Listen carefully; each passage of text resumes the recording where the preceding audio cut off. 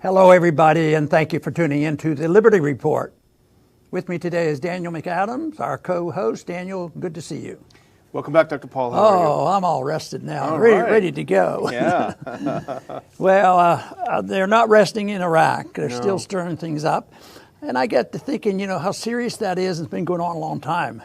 Not a couple of years, it's really decades, because when you think back even into the 80s, it's a significant area of the world that we've been involved in.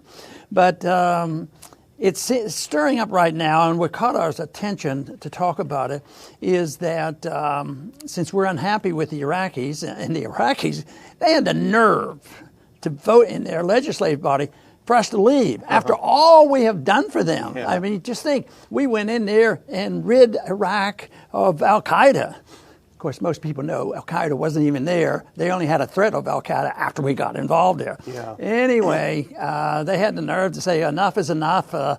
We killed a foreign official on their territory, and therefore we have to be punished. And they've been going back and forth, who gets bombed and whatnot. And a lot of people have been frightened that this would, get out of hand. But the Iraqis, I think, did a wise thing. We had a vote, and the vote was unanimous. 170, I think, is in their assembly. And they said, but they didn't say Americans must leave. They said all foreign military personnel should leave this country. And Trump didn't like that. I mean, he's objecting to that. So this is the reason he said, he says, well, if they mess around with us, we're going to put on really, really tough sanctions. And I got to thinking, wow, in my lifetime and in the last 13 years, especially since we've been at war over there, that all of a sudden they're the enemy. Yeah, again. They're the enemy. And yet the real victims, how I see this, the real victims are the people, the civilians, the collateral damage in that country, hundreds of thousands of people. What about the American citizens? We have to pay the bill. Thousands of soldiers lost, a lot more lives lost there, American lives, than was lost on 9/11. But no, it continues, it never stopped. But the whole thing of us going in there in the first place, there was Al-Qaeda there, they participated in 9/11, and we had to punish them, and the disaster's been going on. So it's not only back to square one, it's not back to 2003, it's way back. I mean, we've been working with them for a long time, but here we are, creating an enemy we never needed created, and we now are really in a tough battle because of these sanctions and, of course, freezing of money. The threat is we're going to freeze the money in the one bank at the New York Fed. We're going to freeze that money, and that's their oil money. It's 90% of all their income. And look at what we exhausted to make them safe and free and democratic and enjoy American exceptionalism. What hypocrisy and what nonsense, how people can endorse this foreign policy. That's just so bewildering. But, I think one thing is the interpretation that I just gave in my short few minutes. I don't think that's expressed very often in the media, because all they know is Soleimani was a bad guy. Yeah. Of course, they never heard his name before a week or two ago. Bad guy, and everybody said Trump did right. Trump, not everybody, but the Democrats established that principle. Obama's the one that had a kill list and even assassinated American citizen. So it's partisan politics. At the same time, they endorse the same the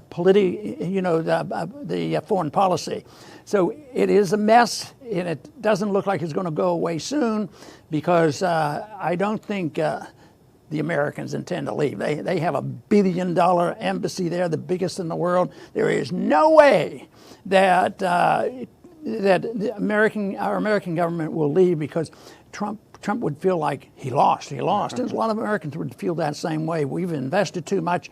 It's our country, and they're going to listen to us. If they don't, we're going to teach them a lesson. Yeah. And here Trump ran on what a dumb war the Iraq war was. He made fun of Jeb. Yeah, your brother got us in this dumb war. And now he's listening to Lindsey Graham, who was on Jeb's side. But you covered it all, all of the events. But I sort of wanted to do it as a timeline to show the sequence of events to get us where we were. So I had a couple of points, if you don't mind, because this is how it happens. Okay, the U.S. killed 31 Iraqi military officers in retaliation for the supposed rocket attack that killed an American contractor, supposedly. Then the U.S. assassinates a top Iranian general and the head of the Iraqi militia on Iraqi soil over the express opposition of the Iraqi government. Iraq is precariously, as you know, allied with the U.S. and Iran. They're playing a difficult game, balancing game. So the Iraqi PM Mahdi says the drone strike violates the agreement by which the U.S. troops are in Iraq. You're here to do this, to fight al-Qaeda, to fight ISIS. You can't do these other things. It violates it. So he takes it to the vote. He takes it to Parliament. Parliament votes, as you say, 170-0, that the agreement should be canceled, which is the agreement that allows, basically Iraq said, we need calling all cars, we need everyone to come in to help take out ISIS, and they want to end that agreement. So Trump, when he hears that, he threatens sanctions, he pounds the table, he says, we're going to give you a huge bill for all the wonderful things that we've done for you since we invaded and destroyed your country. So Mahdi, armed with the democratic vote, we gave them democracy, he calls Pompeo suggesting, let's have a discussion on how we can manage the withdrawal. The State Department then releases a statement that we're not going to leave because we're a force for good, quote unquote. So then I'm almost done, but then State informs us State informs Iraq that we will not discuss withdrawal unless they give a formal request. So Mahdi says, okay, what's the process? How do I give you a formal request? The State Department says, we're not going to tell you. And so then the U.S. says, okay, if you do try to do this, if you do try to kick us out, as you point out in the end, we're going to steal your money. We're going to steal 90% of your budget, which is ridiculously, stupidly parked right there at the Federal Reserve. Sounds like teenage stubbornness at high levels. It's interesting that Soleimani was the epitome of evil over there, and he is not the epitome of libertarian pure thinking, but when you think about it, we were in Iraq mainly. We stayed there, and we went there on false pretenses under the lies. Well, Al-Qaeda, terrorism. And yet, the more we spend our time over there, the greater chances that we'll be hit by terrorism. But Soleimani actually did more to help us. Yeah. I mean, he was on our side, and literally, whether it was Iraq or elsewhere, they probably did more than we actually did, in getting rid of some of the Al-Qaeda and the violence. I think especially in Iraq. I don't think our record is very clean when it comes to successfully cleaning up the jihadists in Syria. Yeah, and what you won't see in the mainstream media, as you point out, there were 3 times that he was explicitly an ally of the United States. First of all, he did not like the Taliban, and he supported the U.S. In fact, they're even listed on Wikipedia, General Tommy Franks and him as managers of the attack against the Taliban. He supported the U.S. attack against Saddam, who he also hated, and he was really the lead in the fight against ISIS and Al-Qaeda in Iraq. So this is a guy sort of like poor old Saddam, right? He was our ally all along, then all of a sudden, he's done. If you go back another decade or two, look at how we treated Iraq, our good friends. I mean, we gave them the nuclear technology at one time, and we were good friends. But what about, and they think Iranians have no memory at all, but we pushed and helped and got Iraq to attack Iran. Yeah. And it went on for 8 years, and 1 million people died. And then they say, well, we lost a contractor. Contractor was killed last week. It's war now.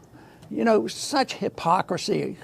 This is why on the detail level, a one-on-one, and these incidents come up, and if you look narrowly at this, people get very, very confused. But if you look at the big picture, I mean, it makes no sense whatsoever. And the big picture is, and the big flaw in all of this that's going on is us being where we weren't really invited. We're there under pretense of being the saviors of the world, that we are there to bring peace and prosperity. And look at what happened. I mean, the statistics are so powerful against all this policy, and this is just a continuation of it.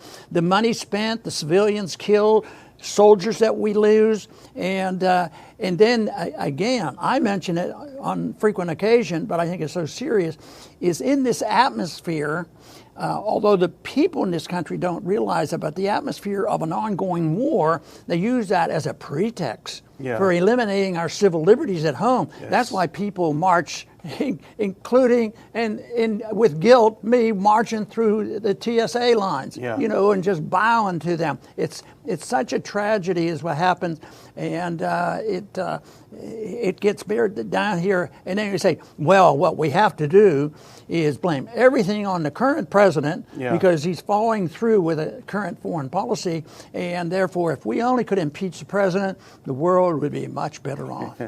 It's so simple. But the administration has been really caught lying on the rationale for killing Soleimani. First, it was imminent threat. We talked about this on yesterday's show. There was an imminent threat, and Trump said he's going to blow up our embassies.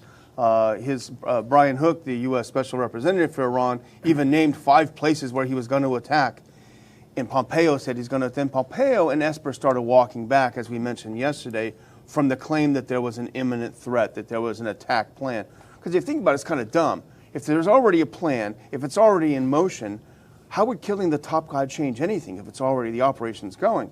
So they've been walking back from this to the point where Trump himself said yesterday, so what? It wasn't imminent. Who cares? He was a bad guy. We've got to take him out anyway. And in fact, they were trying to take out other Iranian officials, the guy in Yemen who they missed. So it's amazing.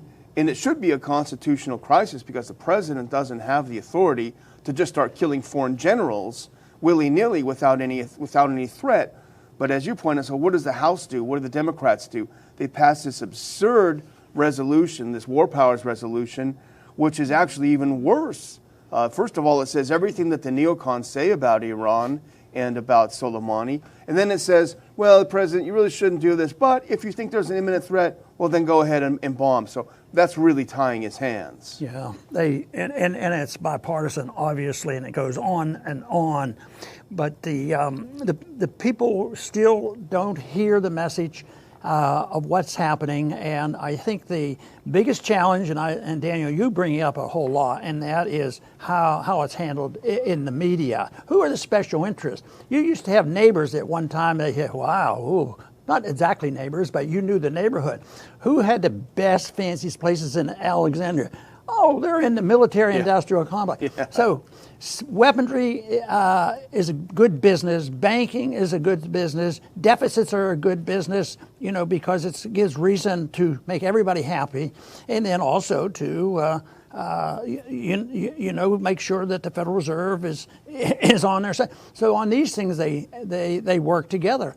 And you keep thinking, and we mention this because this recent appropriation bill passed could have been used to say, don't do any of this, and yet both parties agreed to strike it in the conference report. So all that fighting going on, tooth and nail, is almost like a death struggle.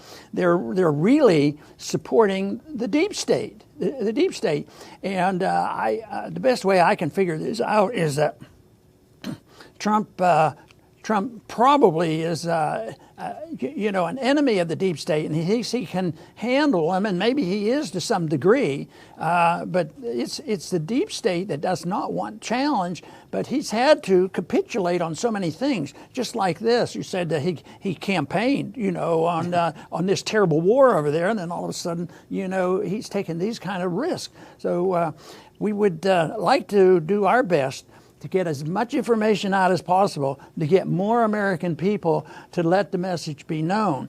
And, and I think there's some of these, I was really impressed and pleased that I saw there were large groups of people now getting together with an anti-war message. Yeah. And when you think about this, it's not been in the major news, and yet there's more people still being concerned about it. And there was more of that in 2002 and 2003 before we went into Iraq.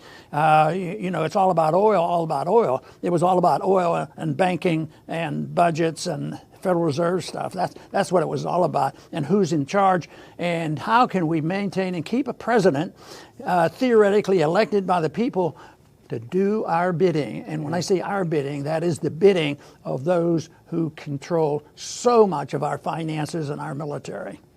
And the reason we're talking about this is it's bad for America. There's nothing in it for us. There's something in it for the guys owning the mansions in Alexandria and McLean and elsewhere, but for Americans, this is not a pro-America foreign policy. And there's nowhere best epitomized than, when they were actually planning, when Trump gave the green light to kill Soleimani, who was sitting next to him other than Lindsey Graham, the guy who successfully competed against in the primaries, who he regularly ridiculed in the primaries, the guy who got about 3 votes because everyone hates him because his foreign policy is so literally awful. And here's a guy he's cozying up to, a guy routinely hated because he's such a hawk. And this is the guy he's taking advice from. And of course, Lindsey Graham was crowing, "Oh, I'm so glad the president told me what was happening, and it was so nice to be with him."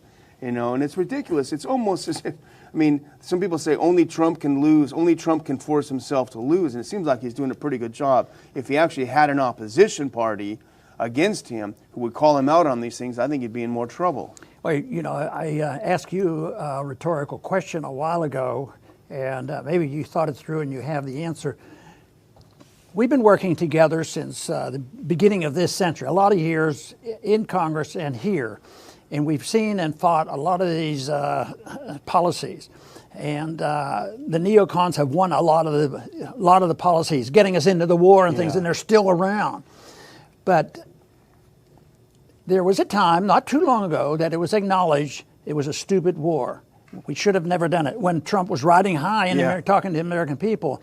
But can you think of anything that's happened in these last 20 years where the American people could say, you know what, I'm proud of my country because we have a great influence in the world where we have brought about peace and prosperity and contributed to it in a serious way without the sacrifice of any needless killing here or abroad and without any sacrifice of economic prosperity.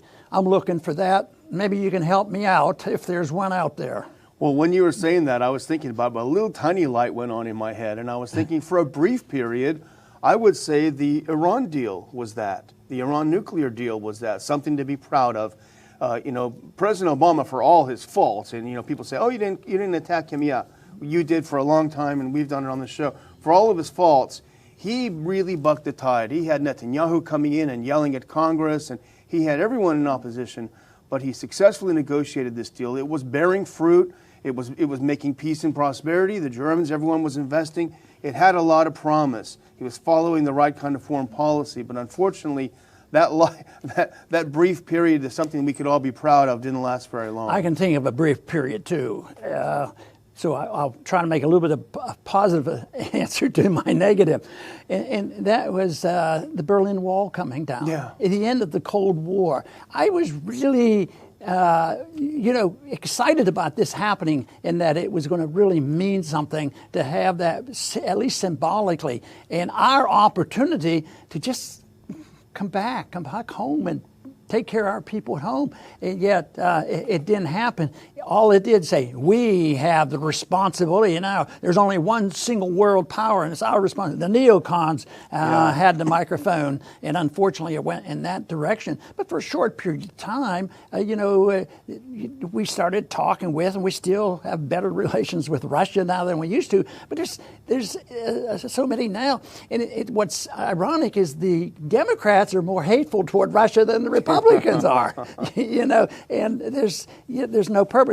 and they use it just as a tool, because it's not so much that they're dealing with facts. They're just saying, well, this is, we want to put you guys on the defense and say, oh, you're still helping those Russians and they're bad people and all. But this is something that I think that we see these, and we have to grab hold of them to build the momentum and not allow, all these people coming forth with the media, because I still, in spite of all the challenges that we have, ideas have consequences. Good ideas have good, consequences and results, and that the people themselves, if they have a choice, do you like war? Do you want to send your kids over to war? Is that a war that's going to last for 20 years, and they might get killed or come back without their legs? Yeah. And they don't even talk about. We talk about deaths. But boy, you just think about how many people have come back with injuries that they can't handle, and how many people are affected. If you have one individual severely crippled up from war, that affects the whole family. Oh, yeah. I mean, that has to be emphasized, so that people say it's hard to stop these wars. But we can at least try to prevent them, is what we have to do. Yeah, stop them before they start. Well, our numbers are on the rise here at the Ron Paul Liberty Report, and we're grateful and we're thankful. It reassures us, because in times of trouble, people do turn to us, and I think they want to get some real news, not some fake news, not tested out against the audiences. We try to give you the unvarnished truth as much as we can, and we appreciate the fact that you come to us when there are crises. We would like to ask you to subscribe to our channel. Our subscribers are increasing. I think we're about 204,000 now. It's going up. So subscribe. Make sure you get notifications for when the show is going live. And also go to the Ron Paul Institute, ronpaulinstitute.org. Subscribe there for our special update letter that I write every week to our subscribers. Of course, we never sell or share your name. Your information is safe with us. We just want to keep in touch. So thank you. Subscribe to Liberty Report and Ron Paul Institute so we can keep in touch. Very good, Daniel. I'm going to close with a short statement, because I am going to assume that later today the president will call me and say, Ron, what do you think we should do? You disagree with what I'm doing? I said, yes, Mr. President, what I would like you to do is, bring the troops home. The Iraqi government has asked you to, and we don't have a legal right to be there. So I would just ask you to bring the troops home, and that's all that would be necessary. And stick to the guns. Stick to your guns on what you were campaigning on. Those are bad wars over there, and we're losing them. And don't put on sanctions. Sanctions are an act of war. We've been doing it now, and you have been too generous with sanctions. And I think no sanctions, and bring the troops home. Listen to the Iraqi government. Will that be perfect peace and prosperity for that reason? No, but it certainly would help our people. But it would also be an incentive, for the people there, that area, to take care of themselves. Because if you subsidize something, and that is subsidize the war in the Middle East, you're going to get more war. So I'd say quit subsidizing the war in the Middle East. Just come home. I want to thank everybody for tuning in today to the Liberty Report. Please come back soon.